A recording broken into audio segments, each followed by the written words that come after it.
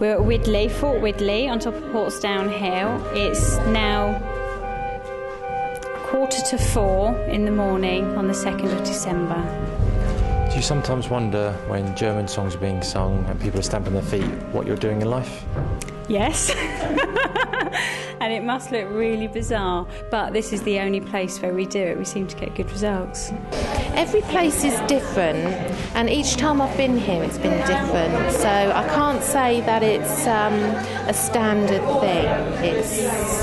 It changes, it does change, but we have our active times, we have our inactive times, but I mean, I can say, you know, it's always active for me, but then I can see things that others can't. You do get varying events. Probably the best event we had was at a place called Micklesham Priory. Best event for me, we had a ball of, could only be described as blue lightning dancing around the dining room. That was pretty impressive. Other people have seen full manifestations as well.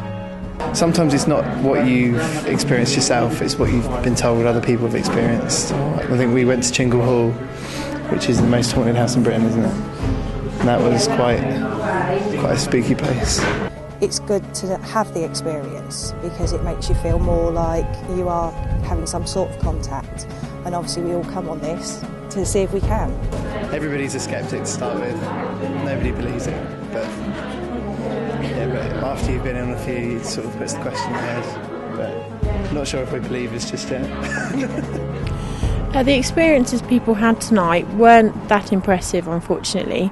We had someone felt they were groped. We had a guy had someone touch the back of his hand. We also heard some shuffling noises in one of the tunnels, and lots of people did get some orbs or light anomalies in pictures, but still nothing really dramatic. Went down to the West Tunnel. Everybody was going to do a Ouija board. Got about a third of the way down. Got bad stomach pains. Ended up collapsing against the wall, sweating lots of pain, crying. Not a very nice experience. My personal opinion is that some entity imposed it on me.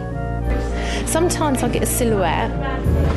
It depends on their energy and how they can come through themselves. It's hard work for them to do anything, but I've always been able to see quite clearly.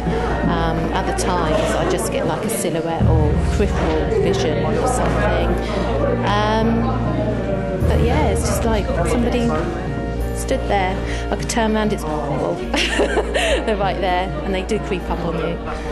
I come because I'm really interested. I've started to develop a sensitivity and regularly pick up different things. It's just nice to have people there that I can talk to and discuss things with, and I know they're not going to laugh at me and, you know, tease me about, you know, what it is I can see. I don't have to keep quiet about what I see and hear. My sister-in-law, Liz, she's one of the core team members. They used to do this years and years ago before they actually started SGWA. Just went on it as friends and family, invited me, said, do you fancy it? I thought, yes I do, I've always been interested in stuff like this but never been involved. I went on one with them, thoroughly enjoyed myself, had a great night, and then once they set up this company, I've just started coming along, but only in the last 2 years. One of the founder members, Becky Veal. Yeah, we worked with her and she got us into it. I've always been interested in the paranormal. This particular branch of it, if you like, we started about 7 years ago. I was one of the core members that started this group when we went on what was to be a hen night to a place called Chingle Hall in Preston, which was a fantastic place, and that really got us hooked, and it went from there.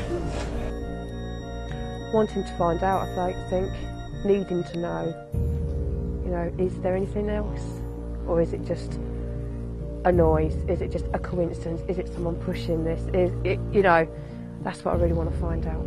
One of the very first I went on was myself, Becky, who's one of the core team members, and another chap were sat round a table in the main hall of the building that we were in. There was nobody else there, they were all away doing investigations, we were just having a quiet drink. And it was quite a large table with lots of chairs around it. I was sat next to the other guy, Becky was over the other side of the table, and there had been a cat in the room earlier.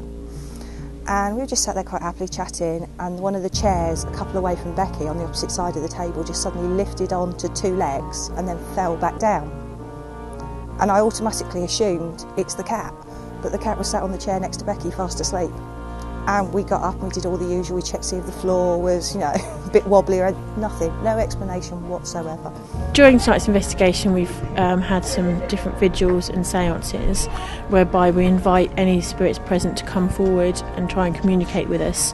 We ask them to do this either by tapping our shoulders or moving stones around the building or by making a noise some other way or a bright light, something like that. Sometimes we get results, but again, not always. It's quite nerve-wracking being involved in the Ouija board because you never know what you're going to get, you never know if it's going to be good, bad. But it's also quite exciting, especially if somebody comes through that you know.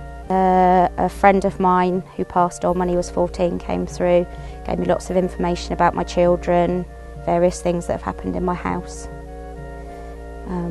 Told me that he loved me. What's the attraction of this place? I've no idea. No, the maze of tunnels, the tunnels are great, and a lot of them are so long that you wouldn't walk down one on your own necessarily. But it's kind of fun being underground in the tunnels. It's probably one of the most active, but we seem to come back quite a bit, so I think they're getting used to us and we're beginning to learn what works to get them active.